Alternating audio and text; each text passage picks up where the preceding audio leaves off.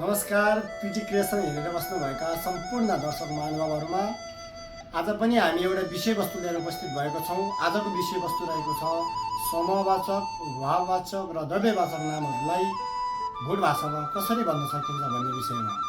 र अब ढिलो नगरी आजको विषयवस्तुतर्फ लागौँ।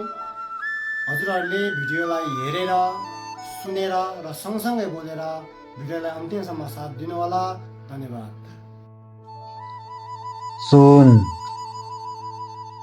शेर,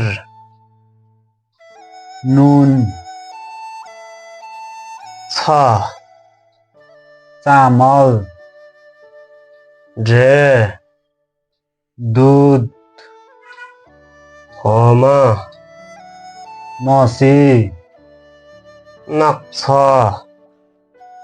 पिठो, छेम, हावा, लुङ, भिड, छङ्ग,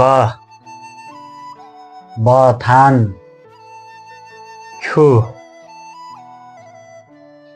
परिवार, नङमी, समिति, फोक्छुङ, सेना, माग्मी, हुल, पुङ्ते, दया, झम्पा, धर्म, छेलुक, पाप, धिक्पा, रिस, खोङ्ठो, सुख, हेब,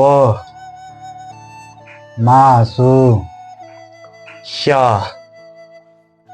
दुःख, दुक्ङल, इच्छा, दत्पा, रात, छेन्म, घृणा, अङ्वा, शिक्षा, हेयन